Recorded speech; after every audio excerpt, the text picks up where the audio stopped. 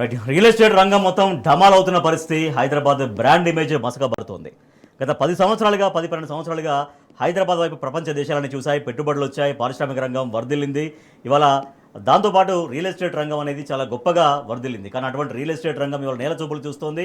అన్రాక్ నివేదిక ప్రకారం ఈ ఫస్ట్ త్రైమాసికంలో జనవరి, ఫిబ్రవరి, మార్చిలో 49% ఇండ్ల అమ్మకాలు పడిపోయాయి. ఇది హైదరాబాద్లో రియల్ ఎస్టేట్ రంగం చాలా క్షీణ దశలో ఉంది అనేది ఆ రిపోర్ట్ చెబుతున్నమాట.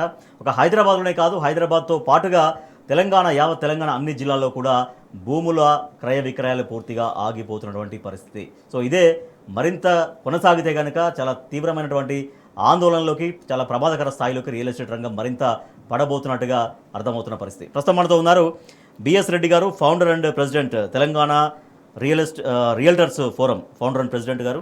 నమస్తే అండి బిఎస్ రెడ్డి గారు. అండ్ దారం ప్రవీణ్ కుమార్ గారు, secretary Telangana realtors forum. So వాళ్ళు మనతో ఉన్నారు, మాట్లాడదాం. రియల్ ఎస్టేట్ రంగం ఎట్లా ఎఫెక్ట్ అయింది, ఆ ఎఫెక్ట్ తోటి వ్యాపారులు ఎట్లా తీవ్రంగా ఇబ్బందులు పడుతున్నారు అనేది వారితో మనం చర్చిద్దాం.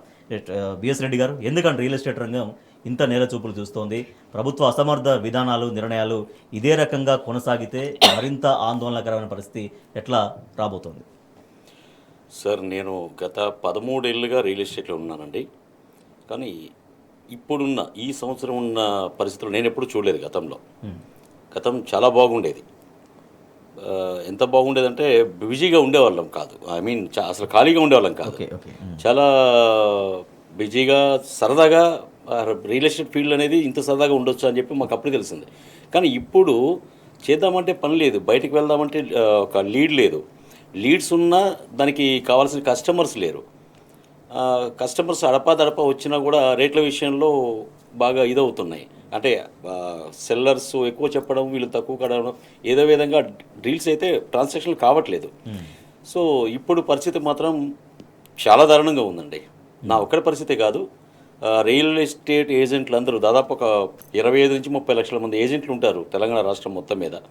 దాదాపు అందరూ 90%, 95% మంది రియల్టర్ల పరిస్థితి ఇదే విధంగా ఉందండి. ఓకే, అంటే మీ ఫోరం యాక్టివిటీ ఏముంటుందండి? మా ఫోరం మెయిన్ యాక్టివిటీ ఏంటంటే రియల్ ఎస్టేట్ ఏజెంట్లకి, అంటే ఇప్పటివరకు చాలా కాలం నుంచి, చాలా ఏళ్ళుగా ఇదంతా ఒక అన్ఆర్గనైజ్డ్ సెక్టర్ అండి, ఏజెంట్ల సెక్టర్ అనేది. సో దీన్ని మేము ఒక ఆర్గనైజ్డ్గా తీసుకెళ్లే కార్యక్రమం మేము తీసుకున్నాం.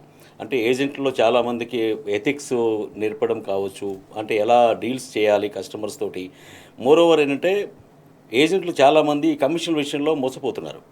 అంటే ఒక ట్రాన్సాక్షన్ చేసిన తర్వాత కస్టమర్స్ కమిషన్లు ఇవ్వట్లేదు, అడిగితే బెదిరించడము, లేకుంటే ఇంతే ఇస్తా, తీసుకుంటే తీసుకో, లేకుంటే లేదు, ఈ విధంగా జరుగుతున్నాయి అనమాట. అంటే ముందు ఒక మాట మాట్లాడుకుని ఆ మాట మీద కాకుండా ఇంత ఇస్తాం అంతే. అంతే, ముందు చెప్పిన మాట ఇవ్వట్లేదు. అందరూ కాదు, ఒకరిద్దరు మంచి వాళ్ళు ఉన్నారు, బట్ చాలామంది ఇదే పరిస్థితి ఉంది. సో మేము చాలా కాలంగా ఏజెంట్లు ఈ పరిస్థితిని చూసి దీన్ని మార్చాలంటే ఏజెంట్ అందరూ ఒకటి కావాలి అని చెప్పేసి మేము ఒక అసోసియేషన్ స్టార్ట్ చేయడం జరిగింది.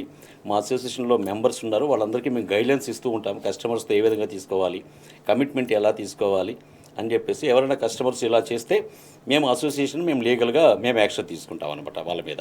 ఓకే. సో ఇది మా మెయిన్ మోటో అదే అనమాట. సో ఇప్పుడు మేము అసోసియేషన్ స్టార్ట్ చేసి 2003లో స్టార్ట్ చేసాము, 13లో స్టార్ట్ చేసాము. ఇప్పటికీ 3 years అవుతుంది. 23లో స్టార్ట్ చేసాం, సారీ. ఓకే. సో ఇప్పటికి ఆల్మోస్ట్ 2 years దాటిపోయింది. సో ఇప్పుడున్న పరిస్థితి మేము గతంలో ఎప్పుడు చూడలేదు, చాలా బాధపడుతున్నాం. ఇన్ఫ్యాక్ట్ చెప్పాలంటే నాకు తెలిసిన చాలామంది ఏజెంట్లు కూడా ఈ ఫీల్డ్ వదిలేసి చిన్న ప్రైవేట్ కంపెనీలో జాబులకి ట్రై చేస్తున్నారు. చేస్తే కూడా వస్తాయో లేదో అది కూడా తెలియదు, ఎందుకంటే ఏజ్ బారైపోతుంది చాలామందికి. Right. Okay. Yes, Praveen Kumar garu, అంటే వారు చెప్తున్నట్టుగా చాలామంది దీనిపైన డిపెండ్ అయ్యే వాళ్ళు ఉంటారు. సో దానిపైన కమిషన్లు తీసుకొని వాళ్ళు జీవనం కొనసాగించే వాళ్ళు ఉంటారు. సో అట్లా లేకపోతే వేరే పని వాళ్ళకు రాక, ఈ పని జరక్క కొంతమంది ఆత్మహత్యలు చేసుకునేటువంటి పరిస్థితి కూడా మనం చూస్తున్నాం వేరే మార్గాలలో, వర్గాలలో. సో అటువంటి పరిస్థితులు రియల్ ఎస్టేట్ అనేది డౌన్ఫాల్ అనేది ఎప్పటి నుంచి స్టార్ట్ అయింది, ఎందుకు స్టార్ట్ అయింది మీ అబ్జర్వేషన్ ప్రకారం? అలా చెప్పాలంటే భూమిని నమ్ముకుని ఉన్న వాళ్ళు 2 కేటగిరీలు సార్. ఒకరు రైతులు, ఒకరు రియల్ ఎస్టేట్ వ్యాపారులు. మనము ఇంతకుముందు చూసినట్టయితే చాలా వరకు రైతుల ఆత్మహత్యలు అది అని అంటుంటాం. బట్ ఇప్పుడు కొత్తగా రియల్ ఎస్టేట్ వ్యాపారులు కూడా ఆత్మహత్యలకు పాల్పడే సిచ్యువేషన్ వచ్చింది. ఎందుకంటే గత ఒక 1.5 year 2 years నుంచి 1.5 year నుంచి ఆల్మోస్ట్ సేల్స్ అనేది చాలా వరకు తగ్గినాయి. ఇది మేబీ లైక్ గవర్నమెంట్ చేంజ్ అవ్వడం వల్ల కావచ్చు, లేకపోతే కొత్తగా ఇన్వెస్ట్ చేసే వాళ్ళకి, పాత ఇన్వెస్టర్లకు కూడా ఇంకా కరెక్ట్ గవర్నమెంట్ పైన నమ్మకం కూడా రాకపోవడం కూడా ఒక అయి ఉండొచ్చు.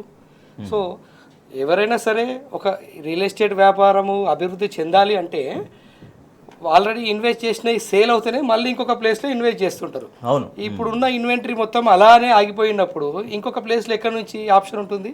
సో దానికి వేరే స్కోప్ లేదు కాబట్టి అవి ఆల్రెడీ స్టాగ్నేట్ అయిపోయి ఉన్నాయి. ఇంతకు ముందుకు చూసినట్టయితే కనీసం ఒక లెవెల్లో స్టాగ్నేట్ సిచ్యువేషన్లో పోతుండే, కానీ ఇప్పుడు దానికంటే డౌన్ఫాల్ సిచ్యువేషన్లో కనిపిస్తుంది. ఒక సంవత్సరంలో ఒక స్థిరంగా అట్లా కంటిన్యూ అయినా కూడా బాగానే ఉంటుంది. అలా కూడా లేదు. ఇప్పుడు కొంతమంది ఎలా అంటే మార్కెట్ సర్వే ప్రకారము లాస్ట్ ఇయర్కి ఈ ఇయర్కి రిజిస్ట్రేషన్లు ఎక్కువైనాయి. రిజిస్ట్రేషన్లు ఎక్కువ అవ్వడానికి, వాల్యూమ్ ఎక్కువ కావడానికి డిఫరెన్స్ ఉంటుంది. కానీ ఇక్కడ ఎలా అంటే మేము మా ప్రొఫెషనే ఇది, సో మాకు డెఫినెట్లీ తెలిసే ఉంటుంది ఏ ప్లేస్లో ఎన్ని రిజిస్ట్రేషన్స్ అవుతున్నాయి, ఎలా అవుతుంది అనేది. కంపారిటివ్లీ వాళ్ళు ఇచ్చిన రిపోర్ట్స్ ప్రకారం కంపేర్ చేస్తే చాలా తక్కువ అవుతున్నాయి. మా పర్సనల్గానే మేము చూసినట్టయితే సంవత్సరంలో ఒక 25-30 ప్రాపర్టీలు ఈజీగా సేల్ చేసేవాళ్ళు 2-3 వరకు సేల్ చేయట్లేదు. ఇంతకుముందుకు పార్ట్ టైంలో చాలామంది చేసేవాళ్ళు, ఈవెన్ ఆటో వాళ్ళు కానీ మార్కెటింగ్ చేసేవాళ్ళు కానీ వేరే వాళ్ళు కూడా చాలా వరకు కూడా ఈ వర్క్స్ చేసేవాళ్ళు. వాళ్ళు ఎంతో ఆశతోటి రియల్ ఎస్టేట్లో డబ్బులు సంపాదించుకుని వచ్చేస్తారు. 6 నెలలు సంవత్సరం వరకు కూడా ఒక్కటి కూడా వాళ్ళకు ఒక్క డీల్ కూడా సక్సెస్ కాకపోయేసరికి మళ్ళీ డ్రాప్ అయ్యే పరిస్థితి ఉంది ఇప్పుడు.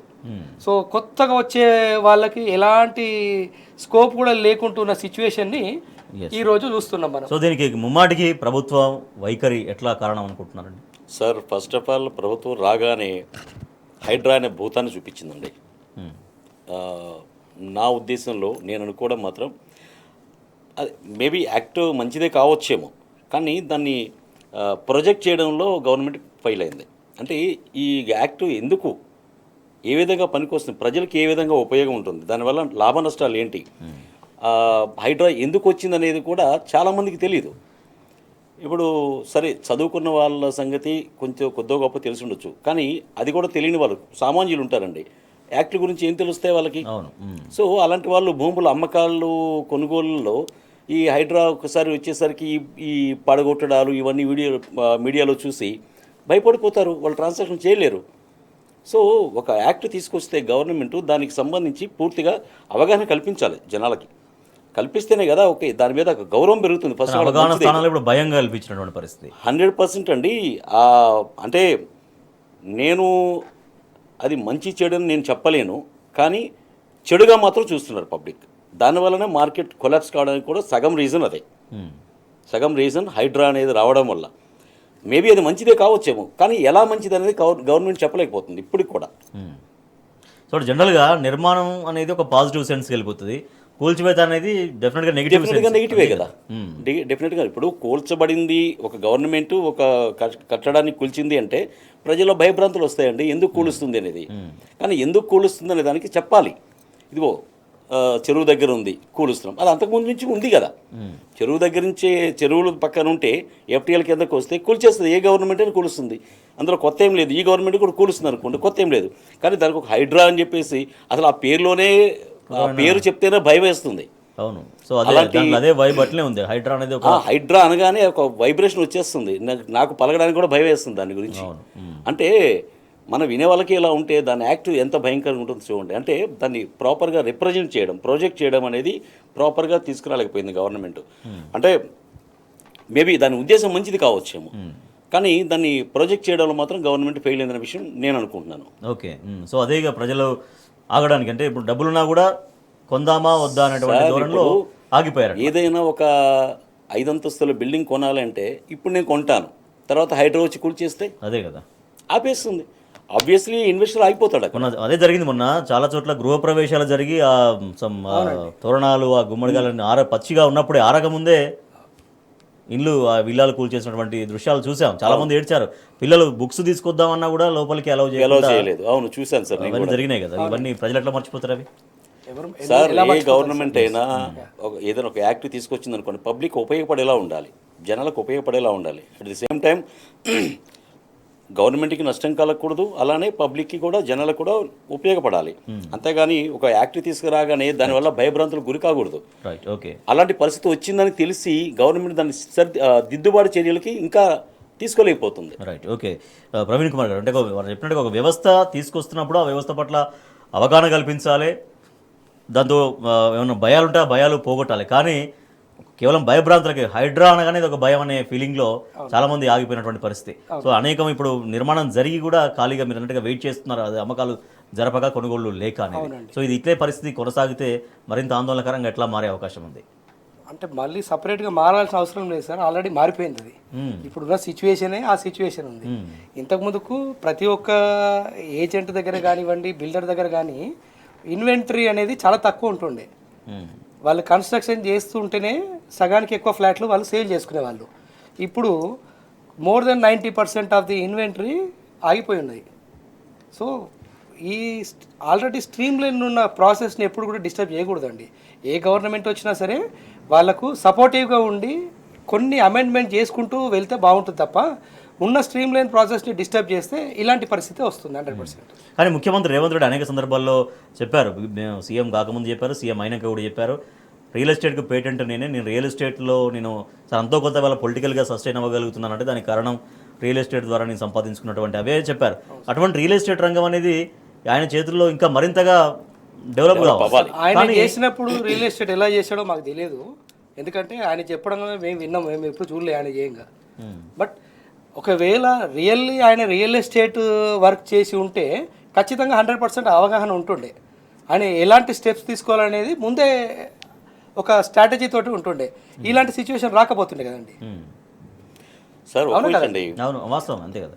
రేవంత్ రెడ్డి గారు రియల్ ఎస్టేట్ నుంచి వచ్చారు, ఆయనకు బ్యాక్గ్రౌండ్ రియల్ ఎస్టేట్ బ్యాక్గ్రౌండ్ ఉంది, అనుభవం కూడా ఉంది, చేశారు. కానీ అలా ఉన్న మనిషి ఫస్ట్ రాగానే రియల్ ఎస్టేట్ మీద కాన్సన్ట్రేట్ చేయాలి, కాన్సన్ట్రేట్ చేసి ప్రాజెక్ట్స్ ఎలా తీసుకురావాలి, ఏ విధంగా రియల్ ఎస్టేట్ రంగాన్ని ముందుకు తీసుకువెళ్ళాలని ఒక ఐడియా రావాలి.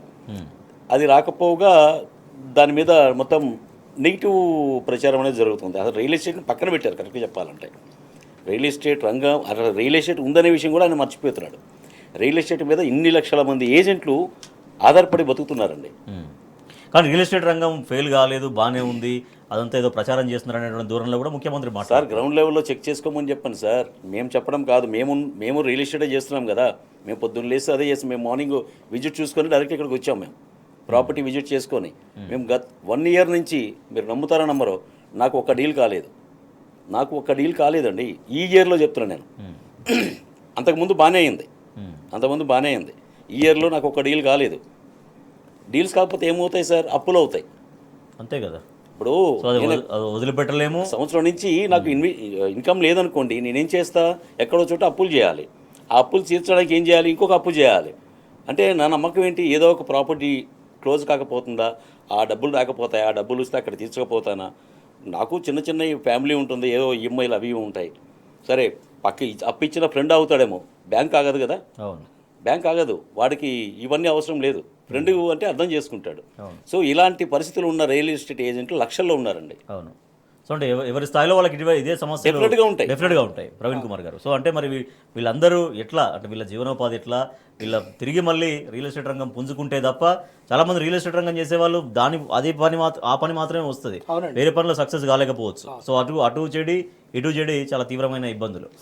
చాలా వరకు ఉన్న రియల్ ఎస్టేట్ వాళ్ళందరూ ఇంత ముందుకు వేరే బ్యాక్గ్రౌండ్ నుంచి వచ్చిన వాళ్ళే ఉంటారు. ఇక్కడ నుంచి మళ్ళీ బ్యాక్ వెళ్ళాలంటే చాలా కష్టం, ఇక్కడికి రావడమే.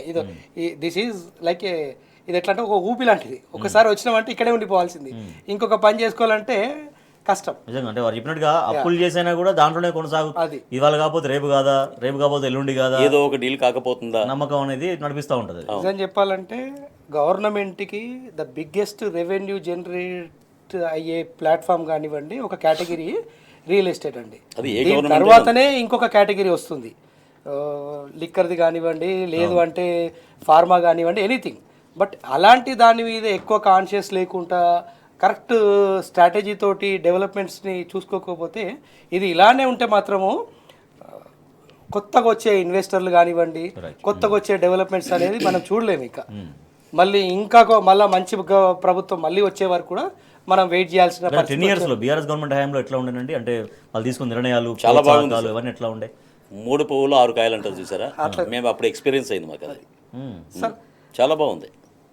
కొన్ని వందల మంది ఐటీ ఎంప్లాయీస్, కొన్ని వందల మంది మేము రెగ్యులర్లీ ట్రావెల్ చేస్తున్న some hundreds of IT people converted to real estate agents because of BRS government. వాళ్ళు అంటే రియల్ ఎస్టేట్ అంత డెవలప్ అవుతుంటే, అంత ఎర్నింగ్ ఉన్నప్పుడు ఎవరికైనా ఖచ్చితంగా డైవర్ట్ కావాలనిపిస్తుంది. అలా డైవర్ట్ వచ్చిన వాళ్ళు ఇప్పుడు అటు పోలేక ఇటు కంటిన్యూ చేయలేకున్నా వాళ్ళ స్టేట్ ఆఫ్ మైండ్ అనేది మళ్ళీ ఇది రంగం బాగుపడుద్దేమో మళ్ళీ. అదే కాదు సార్, అప్పుడు ఉన్న వాళ్ళలో రియల్ ఎస్టేట్ ఫీల్డ్ బాగుందని చెప్పేసి చాలా మంది ఐటీ జాబ్స్ మానేసి ఫీల్డ్ లో ఉన్నారు, సెటిల్ అయ్యి ఉన్నారు.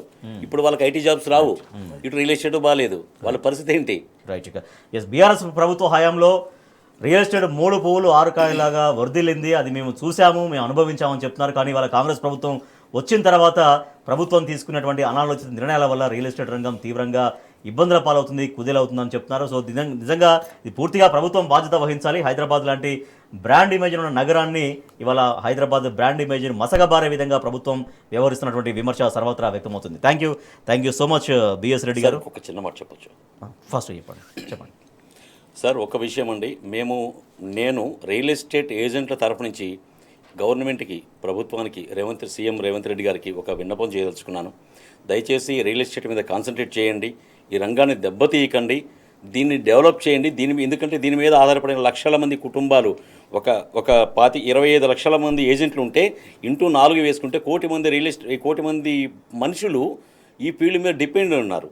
ఇలాంటి వాళ్ళని మీరు దృష్టిలో పెట్టుకుని దయచేసి మమ్మల్ని మా బ్రతుకులు ఛిద్రం కాకుండా కాపాడండి. దీనికి సంబంధించి ఏజెంట్ల కమిషన్కి సంబంధించి ఒక చట్టబద్ధత తీసుకురండి దయచేసి. ఈ చట్టబద్ధత తీసుకొస్తే మీరు సీఎంగా మంచి పేరు మీకే వస్తుంది. దయచేసి దీన్ని దృష్టిలో పెట్టుకుంటారని ఆశిస్తున్నాం. సో 1 కోటి మంది ఆధారపడ్డారు, అందరినీ కూడా దృష్టిలో పెట్టుకొని రియల్ ఎస్టేట్ రంగాన్ని కాపాడండి అంటూ ముఖ్యమంత్రికి వేడుకుంటున్నటువంటి పరిస్థితి. Thank you so much Praveen Kumar గారు అండ్ బిఎస్ రెడ్డి గారు. Thank you sir. సో ఇది వాటి బరాబర్ అడుగుదంలో రియల్ ఎస్టేట్ సంబంధించినటువంటి ప్రత్యేక చర్చ. చూస్తూనే ఉండండి టీ న్యూస్.